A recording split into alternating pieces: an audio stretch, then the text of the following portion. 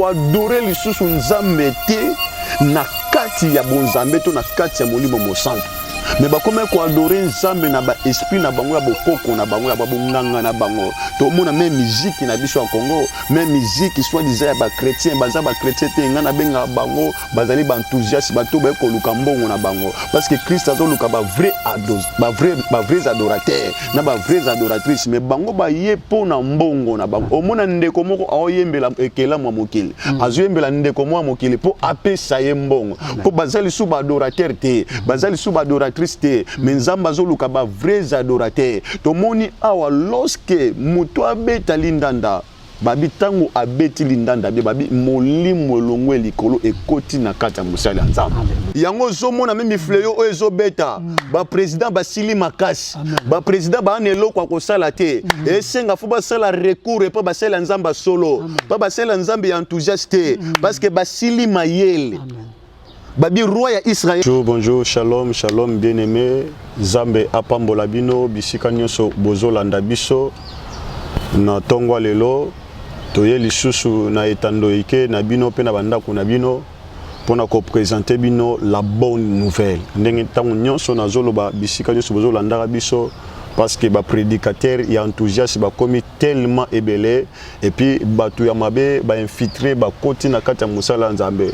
Mais lelo toye poto partager la bonne nouvelle.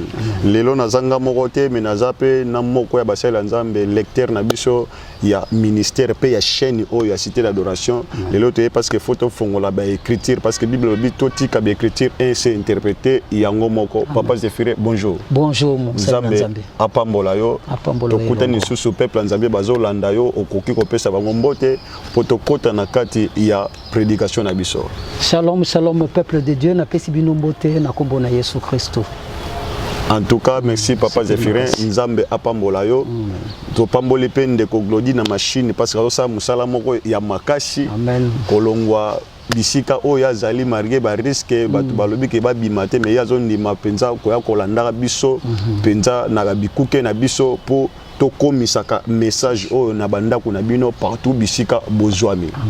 Nzambe to pesio merci to tiki maman parole na maboko na yo. Tikete ndeko nyonso akolanda émission oyo enseignement oyo édifié ndenge tango nyonso na lobakali lobano ezalo kola mvula ezonga ka epa ya tata te soki ekokisi bilaka na yango te nabi ke parole ezobima na tongo lelo na pokwa lelo na 12h lelo ya na ndeko moko tango akokuta na yango vie na ye ekozala changer na kombo na Yesu Masia nde tolobi bongo amen. Amen. Merci bien aimé au fongoli Bible na yo parce que lelo Tozo lingato parler sur la foi. Bien aimé, dans le moment actuel, Tozo linga mingi to pesa bana nzambe baza na confiance en nzambe, que baza na confiance à ba médecin, que baza na confiance à bato, que baza na confiance à mobile no, que confiance à papa na parce que au moins na minute cho balobi même atola la na mwasi no mbeto moko, atola la na mobile no mbeto moko, babi 1 mètre. Alléluia. Maintenant nzambe, soko za na nzambe nzamba tika mutote, alanda mutoti na konda, alanda bato tina problème malade alanda mutu tina kati ya prison donc nazo biso ke nzambe wana alanda Daniel na kati ya libulu ya bankosi alanda Meshak Shadrach Abednego na kati ya libulu ya moto po o comprendre que maladie na wana ozobela o ezobangisa wana ebangisa ote parce que nzambe olanda yango nzambe azolanda yango bien aimé nzambe apambola yo parce que to yeto édifier foi na yo to matisa lisusu kondima na ozasu na confiance en nzambe parce que il y a des gens au bandi de ko perdre espoir babi ke nzambe banda to koti 2020 tozo monaka ba calamité ba problème na ba problème mais nazo ko asiro que 2020 ezali temps ya nzambe ezali temps ya nzambe mais yonde za na kondima liboso ya nzambe wana to fongoli ba bible na biso toza na mokanda ya 2 rois chapitre 3 à partir verset 15 à 20 2 rois chapitre 15 à partir et 2 rois chapitre 3 à partir verset 15 à 20 thème na biso tozolo bela yum to simbi bible bien aimé tango landa ba enseignement au faux alaka na kaye na ona bik parce que na moment auto kende to monde ba komi ko coffre biso na bandako et comme na moment actuel na lobaka loko pona bana nzambe bible oyo et limwa vrai bible et limwa vraie parole et ko disparaître mais soza na kaye na yo na enseignement et ya kaye na yo ba enseignement o banda ko sala ba rediffusion ozo sa nini ozo tanga ba verset biblique wana mateya wana ezo sanini ezo tikala pe ekomatso kondima thème tozo parler na tongo lelo to na poko lelo to na 12h sur Rolanda biso la foi c'est maintenant la foi c'est maintenant pas demain mais maintenant babi na poko ate na 12h mais pendant que tozo loba la foi c'est maintenant Nzambe nanga apambola bino to na lecteur na biso akotangela biso yo pe soza na Bible au Fongoli 2 Rois chapitre 3 à partir verset 15 à 20. Papa Zéphrin Totangi. 2 Rois chapitre 3 à partir à 15e verset. Natangi mokanda na kombo na Yesu Christ. Maintenant, amenez-moi un joueur de harpe. Et comme le joueur de harpe jouait, la main de l'Éternel fut sur Élisée. Et Élisée, et il dit, ainsi parle l'Éternel, faites dans cette vallée des fosses, car ainsi parle l'Éternel, vous n'apercevrez point de vent et vous ne verrez point de pluie. Et cette vallée se remplira d'eau et vous boirez, vous, vos troupeaux et votre bétail. Mais cela est peu de choses aux yeux de l'Éternel. Il livrera Moab entre vos mains. Vous frapperez toutes les villes fortes et toutes les villes d'élite. Vous abattrez tous les bons arbres. Vous boucherez toutes les sources d'eau. Et vous ruinerez avec de pierres tous les meilleurs champs. Or, le matin, au moment de la présentation de l'offrande, voici l'eau arriva du chemin d'Édom et le pays fut rempli d'eau. Amen. Amen. Bien-aimé Nzambe apambola biso, touti kotanga ba écriture, mais nazana posa na lingi to fungwa makamba la moko to susu Bible totangi 2 Rois chapitre 5 à partir verset 9. 2 Rois chapitre 5 à partir verset 9. 2 Rois chapitre 5 à partir du 9e verset. Amen. Naaman vint avec ses chevaux et son char, et il s'arrêta à la porte de la maison d'Élisée. Élisée lui fit dire par un messager, va et lave-toi 7 fois dans les journées. Ta chair redeviendra saine et tu seras pur. Naaman fut irrité et il s'en alla en disant, voici, je me disais, il sortira vers moi, il se présentera lui-même, il invoquera le nom de l'Éternel, son Dieu. Il agitera sa main sur la place et guérira le lépreux. Le fleuve d'Ama, l'Abana et le Parpar, ne valent-ils pas mieux que toutes les eaux d'Israël? Ne pourrais-je pas m'y laver et devenir pur? Il s'en retourna et partait avec fureur. Mais ses serviteurs s'approchèrent pour lui parler. Et ils dirent, mon père, si le prophète tu demandais quelque chose de difficile, ne l'aurais-tu pas fait? Combien plus tu dois faire ce qu'il t'a dit, lave-toi et tu seras pur. Il descendit alors et plongea 7 fois dans les Jourdains, selon la parole de l'homme de Dieu, et sa chair redevint comme la chair d'un jeune enfant, et il fut pur. Nzambe apambola biso, apambola parole de Dieu. Bien-aimé, Naouti Koloba, la foi c'est maintenant. Amen. La foi c'est maintenant. Bible Nzambazo linga akutana asakorde na bato bazana kondima. Bien-aimé, touti komona nganga Nzambe Élisée. Babi na katia Israël. Babi baki na crise na katia mboka. Babi maye ezalaki te.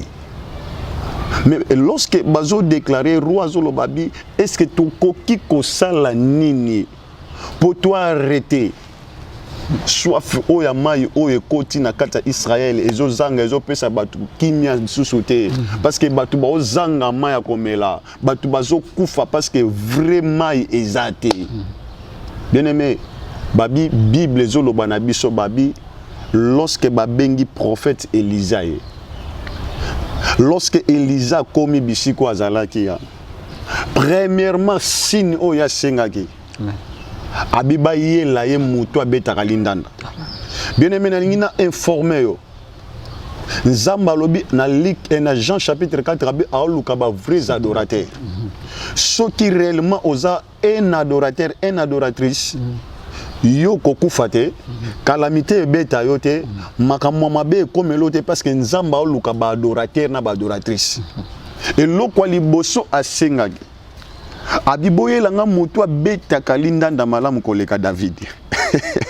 babi lorsque ndeko na ye a poussé ni place musala nzamba zalaki abandi kobeta lindanda abandi kobeta guitare et babi esprit moko ewuti likolo et koti na kati Élysée babi e saisir ezalaki c'est le Saint-Esprit babi akoma qui rempli na Saint-Esprit ayebisi bato abi ainsi dit l'Éternel abi botimola libulu botimola mabulu et pendant que bandeko batimola mabulu a prophétiser abi lobi na tongo et kozala ni bruit ni mbula ni mupepe mais mabulu oyo lobi na tongo etonda na mai bien aimé nakina logos menani na péché prophétique. Lorsque Bible zoloba na biso, le roi wana na ozwena type Christ. Roi comprend que na katsa Israël, ton na katsa RDC, ton na monde entier, les vraies paroles les ala qui li soute. Bato bande ko adorer li susu nzambe te na kati ya bonzambe to na kati ya molimo mo santo. Mais ba comment ko adorer nzambe na ba esprit na bango ya bokoko na bango ya babonganga na bango to mona même musique na biso ya Congo même musique soit disait ba chrétien baza ba chrétien te ngana benga bango bazali ba enthousiaste bato ba ko luka mbongo na bango parce que Christ azo luka ba vrai adorateur na ba vrais adoratrices mais bango ba ye po na mbongo na bango o mona ndeko moko aoyembela ekela mwa mokili azoyembela ndeko mwa mokili po apesa ye mbongo po bazali sou ba adorateur te bazali sou ba adoratrice triste mais nzamba zoluka ba vrais adorateurs to moni awa lorsque muto abeta lindanda babi tango abeti lindanda be babi molimo longwe likolo ekoti na kata musala nzamba bien aimé na informé yo babi lorsque Élisée molimo wana ekotele babi Élisée abandi ko prophétiser na molimo ya nzambe mais lelo tozana ba prophète ba prophétiser na égarement baye na bamanki ona na bango bondoki na bango bakende kozona bamboka na bango na banganga na bango bazoya bazolo bana kombo nzambe ainsi dit l'Éternel nana ebiso keze ainsi dit l'Éternel yango mona bango peso ba message eko kisamate parce que zana molimo nzambe te parce que soki molimo nzambe koteli yo oko comprendre que mutu o message apesi eza ewutie pa nzambe babi même roi azalaki convaincu tango prophète azolo abi lobi na tongo mabulu oyo kotonda na mai. Bien aimé, babi batimoli mabulu. Oh Bible na memi biso na kena bino na Jean chapitre 2, Bible zolo bake ezalaki na ba vase o ezalaki rejeté. O ezalaki pona purification ya makola ba juif. Oh esengela ki fu ba criser. Bazwa mai ba sopato en d'autres termes mai tango koya efanda na kati ya ba vase wana. To en d'autres termes na kati ya mabulu wana ba crisaki. Bien aimé yo lingite ba criser yo. O lingite que on les canavie à repentance o lingite ba pesa yo forme parce que mabele o batimo la ki zalaki argile ezalaki poche moko fo apesa ngo forme po oyo okoma un adorateur ya solo po okoma un adoratrice ya solo mais babi Élisée a lobi abi lobi na tongo bokoyoka ni mopepe ni mbula mais mabulu o ekotonda na mai bien aimé nazoko ebiso eloko moko. C'est la parole qui vivifie. Amen. Parole n'est épée chaka. Dans le moment actuel, le monde entier, vraie parole, les autres circulent, les sauter. Et comme il y a parole, moko ezote à mes alliés, parole les autres s'appellent ça ban ensemble.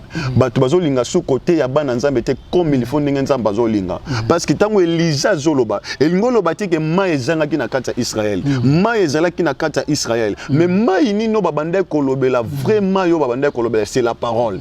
Parce que ma ya malamu parole ya solo et limwa ki na kata Israël. Mais roi o azana type Christ a remarqué que peuple ne bazo pengwa, peuple ne bazo kufa parce que manque ya connaissance ya malamu ezala yesute. Mais esengela qu'il faut un bon prédicateur, un bon prophète moko aya, pour aya ko prophétiser, pour aya côté ya peuple en zamba, et ça va que ainsi dit l'Éternel que parole ya solo fo ezonga. Bien aimé, biso ba prédicateur partout dans le monde entier. To zongi sa vraie prédication.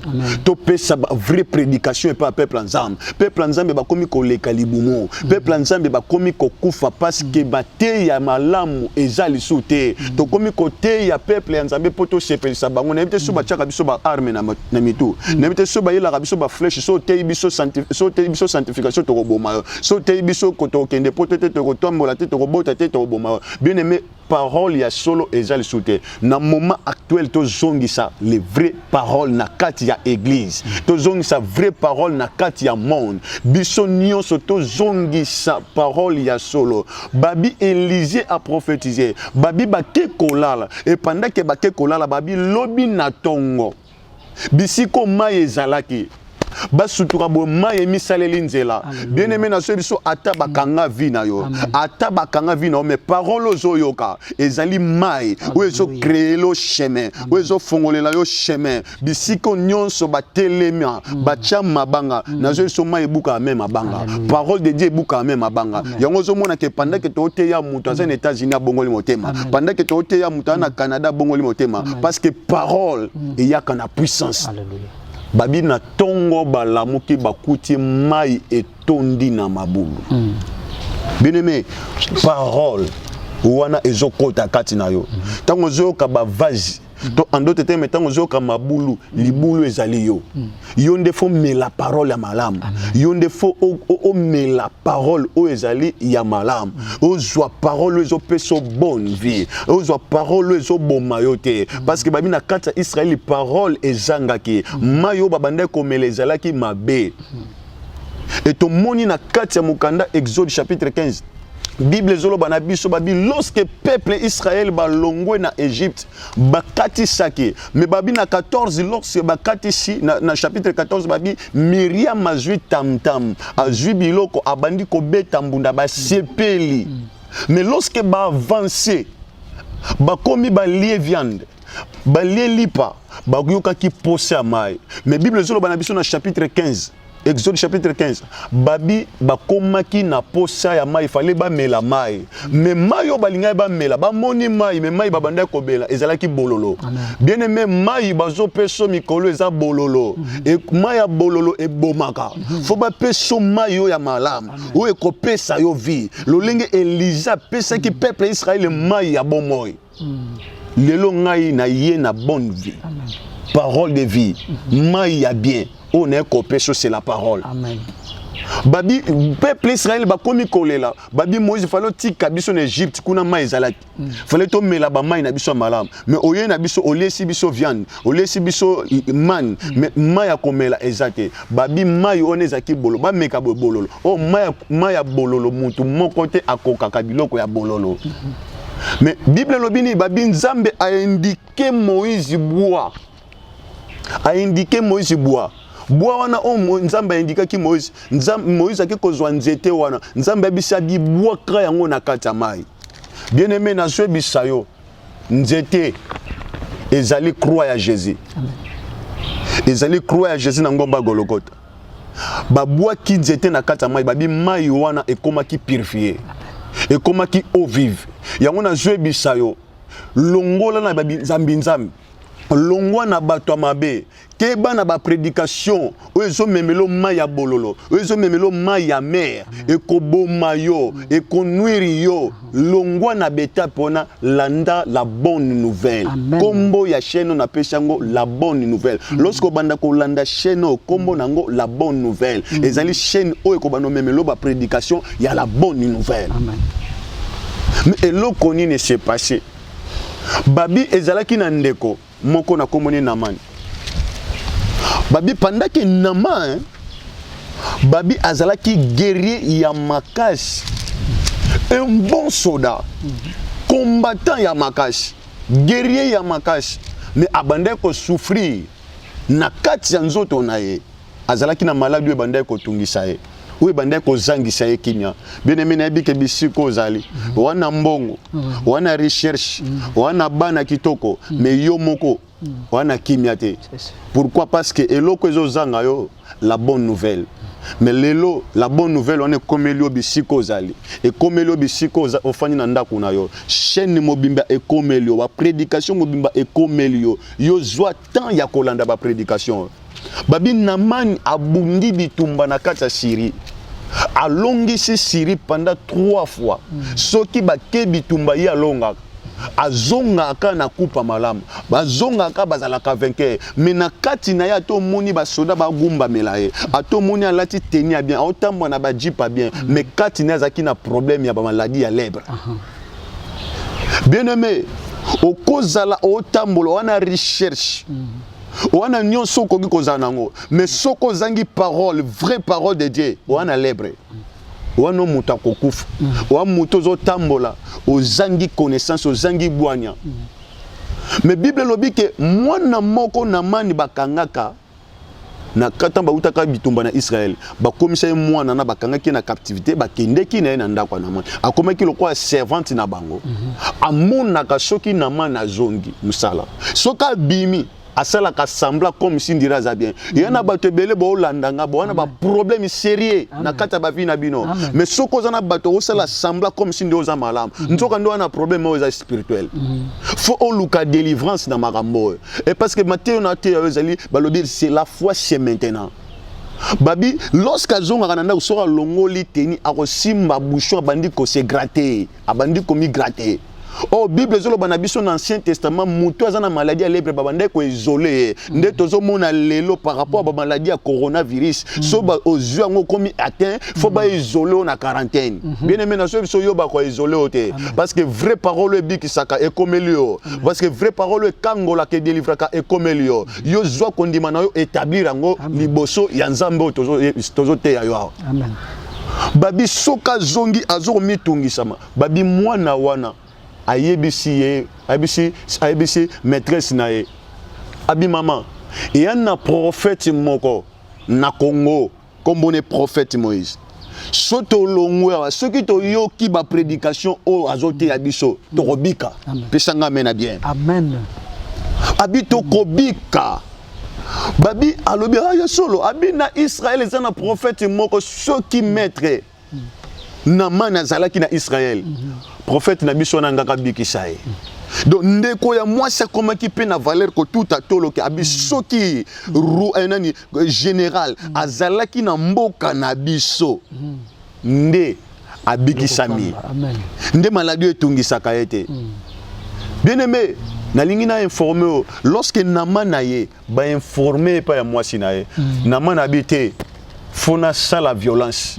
na kende na Israël malgré to bundana bango to wela na bango makambo mabele teza likambo mabele te mais o ekomi likambo sali bien aimé ko landa te ko te ponde ko nanga mobile nanga sambela na église songolo ya ba rose chrétien te nga funa te eza likambo ya sali so na mana tela ka bibiso na ba israélite to yo kana raté angaka yate mais habité o ezali likambo ya sali parce que na ofanda na kimia te na butunga ndem na nyokwa maka parce que na la kate babi ayaki akepa chef nae habita la salle langa document par rapport à maladie on azanango babi singation na ke na Israël na obiki sama roi ne pete ma banda ko ligue minga bi o aza guerrier te fona tikaye akende bas guerrier parce que bayoki ke ezana guerrier moko azakuna papa Zéphirine pendant que bazoya et roi scelle les documents babi Naman général Naman azui bampunda azui bachar azui na biloko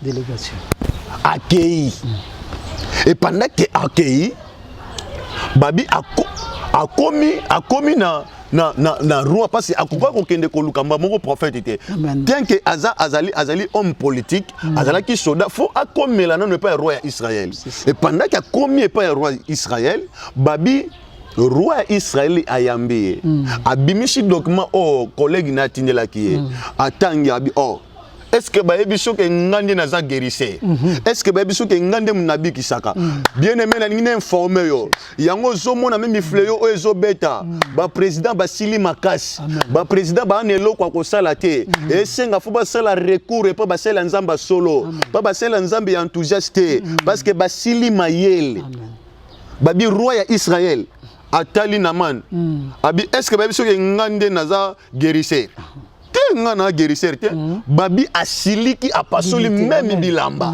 limité. Amen. Apasoli même bilamba. Et là, on s'est passé. Oh, pendant que le roi Israël a la débat na Naman, babi prophète Élisée. Ayoki babi prophète Élisée ayoki bisika zalaki atini message par roi nae abi roi tika bango baya ba comprendre que na RDC et na Nzambe ba comprendre que na RDC maladio bango ba ozele boma 100 personnes maladio bango ba ozele boma 50 personnes na RDC et ko sala maté parce que y a un Dieu. Amen. Babi ya na Nzambe abi tika ye ayawa a comprendre que na kata Israël et un Nzambe moko azao. Alléluia. Babi Naman akangi bisakana ba solene ba char ba ke pa ya prophète Élisée. Et pendant que ba comme pas prophète Élisée et l'okoni ne s'est passé à Élisée ebisi Géasi abina na posa na kuta na été. Amen. Nana posa pe na mona ete na obanga pe biloko na yote atwa na mbongo menga na côté yo la bonne nouvelle yo yoka nde bakambo ngana côté ya yo abina na posa na mona ete Géasi kende ko ebisa ye akende na mai ya Jourdain abwaka ma 7 fois sima ko bwaka ma 7 fois a sentir que nzoto ne nyonso lebre wane ko sila babi tangu Naman ayoki ndengwana asiliki papa Zéphirin abi comment ngamu konza basoda makasi boy ngamu konza basoda makasi boy soki nabi nakende na bwaka mana mai siko ngana yena kutana naye azwa achanga maboko amama te ezalika makocha maboko te bien aimé ozama fayena kutana na prophète Moïse achanga maboko abondela pona nga yo ndima kaka makambo na ote ya yo ozala guéri. Amen. Ndima kaka makambo na osakola likolo na okozala guéri eloko nyonso etungisaka yo soko yo ki prédication oyo otiango na misala yo kokufati yo okoyoka malamu. Amen. Ezali kamba omona ngate oui na boité okoko bengi sango bité na posa na mona prophète okoko futa billet eza problème té mais le problème ezali que recevoir nanu la bonne nouvelle parce que Bible lobi la foi c'est maintenant babi yazaki na posa amona musela Nzambe amama e maboko asambe abisete akende na mai ya Jourdain. Oh eloko nini salamaki abosana ki ke tant musela Nzambe azo ebisa ke akende na Jourdain. Oh, Jourdain, mai chez la parole. Amen. Bato mokili balobi, toyoki bato batangi mingi ba français babi que l'eau c'est la vie. Oh, fallait akende na kati mai. Amibuaka parce que parole eza na kati mai parce que to moni Élisée abi lobi mai moko ekoya. Et kotondi sa mabulo. O esengela ki parole wana na mana kende kokota na kati mabulo wana. Akota na kati Jourdain wana parce que tango akobima. Abima za la paix.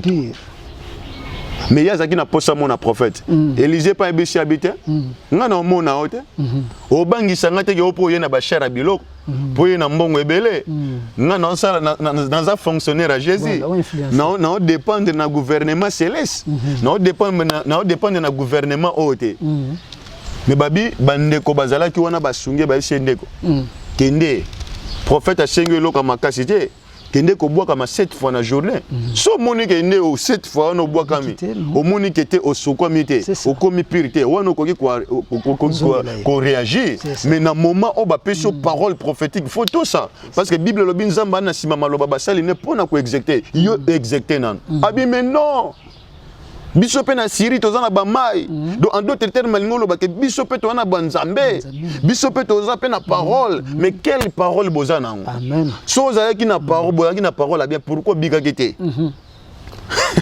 so lo bika ote biso za ki na parole pourquoi obika kité par rapport à parole na binoa okomotel so otibité tozana pe na ba mai ya bien toana ba mai ya babarpa ba mai ya kitoko o memanga na mai oyo eza salité te bisiko nzambaza musoko kanisa kete place nzambaza te parce que au mona ngo salité église ya mandala la ezali kambo ya église te ko climatisation au confort biso za na ba kit ya bien so fandi ato za ti veste o boaka moto moyo toka ezatete elingo lo babongo te kende ko boaka mana journée. Amen. Élisée ebisi habité. Géasi, sora boy akangi bisaka na ya saini azongi na mboka na ye atosa onga na ebisie et comme moment oyo memi bakonza mboka partout na monde entier faut ba yoka mela basala nzambo baza ya solo soki boyoki bango te ba vie na bino ko bonga te ba mboka na bino ko zaka na ba problème mais soki boyoka meli basala nzamba solo bo comprendre que ba vie na bino même bosala na bino musala ya nzambe ekokende liboso. Babi Naman ayoki conseil bandeko na ye ya ba garde na ye to ya ba conseiller na ye ake na journée alongoli bilamba bien aimé na yebi ke même nde na oteyo awa yo akamuta matata wakamuta tembe mais meka nzambo okuta na ye so pesi nzambo confiance okuta na nzambe wa Babi Naman lorsqu'à komi alongoli bilamba a se plonger na ma ya journée. Lorsqu'à côté na kata journée mba liboso bimi, à côté deuxième fois abimi, à côté troisième fois abimi. Atali abimi ndeni ni ba potango ezaka. Na omoni lo moto ezo changer. Kuti na komo yoka ba potango kuti komo soa. Par rapport ndenge ezalaki parce que zana bato ebele baloba ngo papa Zefire. Et tango na kaki na ngana mokili. Naki na bien mais banana ye pa nzambe na komo zanga meme meloko akolia, na mo zanga meme mbongo, na komi na baboka okete. Zela nzambe ezala bo. Mais ndenge nini boy? Baby chez papa babaki 7 fois. 7 fois les 7 fois. 7 fois il tombe. Abouaka mi 4e fois abimi. Abouaka mi 5e fois abimi. 6e fois côté. Oh. Mina kande na zalaka. Déjà na sali déjà. Yebele tika likambo. Est-ce babi papa babaki 7 fois. Lorsque abouaka mi 7e fois, tango azo bim. Amoni lebre nyonso zalaki na kata nzoto etikali na kata mai. Bien aimé na zolo bakeza c'est la parole ndem te ko sauver yo. Parole de Dieu ndem te ko bikisa yo. Oh tango Élisée, prophète Élisée azo yebisa ke boaka ma 7 fois. Oh chiffre 7 eza chiffre ya repos. Amen. Bien aimé soko boaka mi 7 fois. Chiffre 7 eza repos. Yango mona ke Bible zolo bana biso babi Élisée a ebisi roi lorsque azo bunda abizwa flèche wetango pendant 7 fois mais babi roi a bete kamba ça fait combien de fois 3 fois mais tango Élisée a ebisi abi non fallait au bois ka 7 fois c'est que chiffre 7 les ali chiffre o ekopesa au repos parce que soko bois qui lance o bois qui ba flèche pendant 7 fois ekoboma banguna na yo nyonso bien aimé. Tout ça makambo basala nzambe bazo biso ba vrai serviteur de Dieu o bazo memelo bonne nouvelle tout ça makambo bazo biso yo so ba biso gêner yo lobi générateur comment pousser raison ba estomac surtout bino bata poto bo générateur kaka o shawarma fona lia shawarma na lia hamburger on a lia bo siko bo lia ngole so bo kangami na kata bandako bo kangami na kata bandako mais tant ba bisa ko gêner ozo lingate. Bien aimé tosa makambo basala nzambe bazwe bisayo. Soko tosi makambo basala nzambe bazwe bisayo. Makambo to teyo awa. La foi c'est maintenant on comprend que na 12h tango landi maté ya na 12h05 oza guéri. Te eloko oye bande ko tungisa oye bande ko lelisa motema na yo. Na yelo la bonne nouvelle. Amen. Et muto chaka foi, muto pesa ka confiance pas nzambe. Foi eza lokola ema soko bua ki tongana se so vite ema na otango zo luka tongana ekobendelo ka tongate mais ekobendelo na babilo mususu do foi na yo ekobendelo na maka mususu yo senga ki guérison mais comprendre nzamba personne lo mususu o senga ki recherche mais comprendre nzamba personne lo mususu parce que Bible lobi la foi c'est maintenant foi etira kabiloko ezala ki musika ememeli yango ekoko tirelo guérison ezala ki musika ozo zela ba ko pesolo ngo soki vaccin so ba ko pesolo so chloroquine so ki wa mais na kombo na Yesu Masia à travers ya foi aux alla sauver. Amen. Bien aimé to moni na mokanda ya 2 Rois chapitre 7. Kaka le prophète Élisée. Ah te papa mokona okuta nae. Na yo c'est que yo aki mystique. Babi kaka le même Élisée na 2 Rois chapitre 7.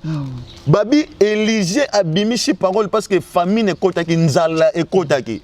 Parce que na ba pays musunde to lo babwe papa Zefire nzala se koti nzale komo kota mais bato ba kozana parole ba sala nzambe bato ba kondimela Yesu Masia bato ba kozana confiance à parole à Jésus Christ de Nazareth nzala na bamboka na bango ekota te nzala na bandako na bango ekota te babi aibisi bango abisi roi abi lobi na tongo na wenza Samari kopo ya fufu sakombi loso ekokita babi soda moko zalaka wana peme na roi atali prophète Élisée abia roi atala muto aza muto enthousiaste ça kosa abi akikutu plus loin abi atanzamba fongoli mandingisi ya lola lobi na tongo kopa farine kita c'est impossible babi prophète Élisée talié abi yo okomona yango mais okolia yango te amen abi yo komona yango mokolia yango te et lokoni c'est pas ça qui parce que la parole ya Musela Nzambe ezaka na puissance pendant que na ote ya ao na omona mutu moko ao simbama ao za la saisir na Saint-Esprit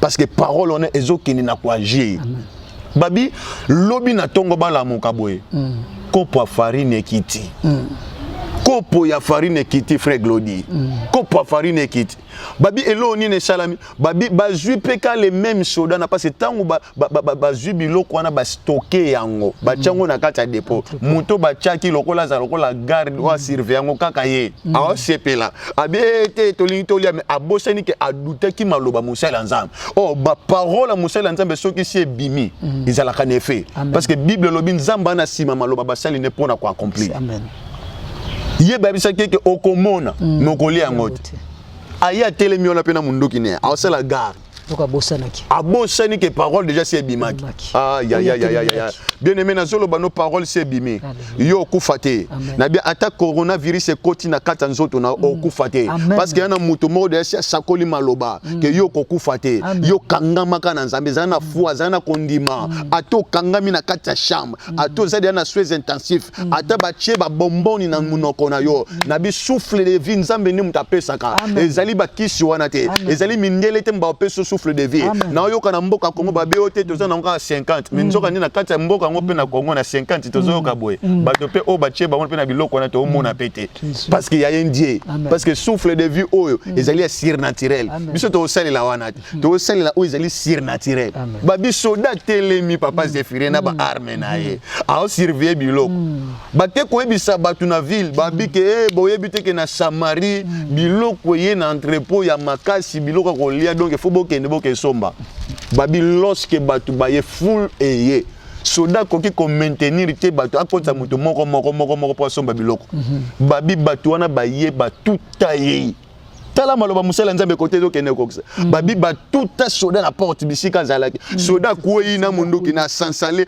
akoyi pendant que akoyi batu babondo matela azo linga telema batu bazo matela ti a fini kokufa parce que maloba moko esala kinini ebimaki ke yo komona mokolia yangote yo komona mokolia yangote bien aimé kangama na Nzambe to moni même prophète Élisée le père et Élie pardon babi akimi na torrent de Gilite Nzambe bisi abilongwa awa na pesho na kenya na ville ezali kolo okuta mama mo azawa na mwana a pesho biloko kolia bien aimé moi si wana tango moni Eli babi Eli akekuta zo lokota tu moi bakoni na ye a lokota bakoni po aluka sala moi pati ya farine na moi mafuta moke balia shima kolia ngoye na mwana bakufa yo posé na pensée déjà okufa so biso okufa te na so biso ko okufa te babi pendant que Élie a commis wana pardon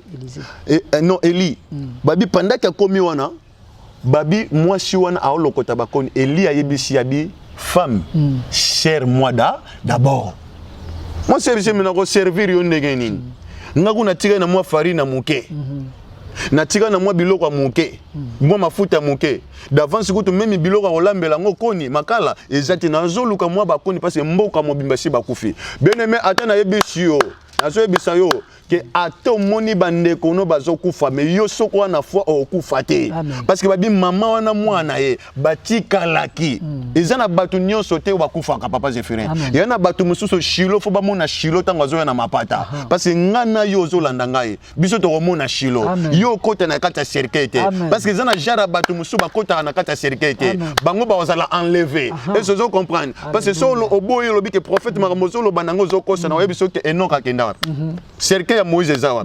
Vous pouvez comprendre que bateau na basa cercueil ya Jésus Zawa. Est-ce que vous comprenez ma nazote ya papa Zéphiré?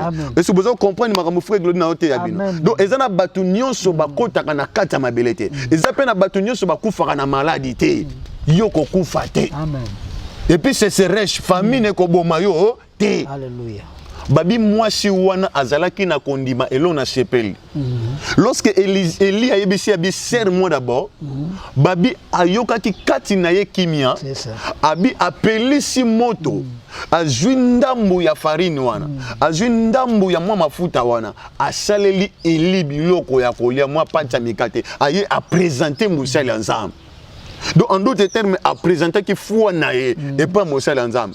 Musali ensemble tango ali asilisi atondi ebise zonga sikona ndako na yo kende ko sala oya yo na mwana na yo bolia parce que bokufa lisusu te papa pendant que maman wana zozonga soki ngano to kokoloba me musala nzambo abandi liboma parce que moi ndambo kana tika lagi na ngokaka moi kopo moi mafuta moi verre moko ya farine to lia ngo yango to seleli allié sur zo sangana azonga mais babi moi si wana zalaki na kondima parce que yebaki que la foi c'est maintenant. Amen.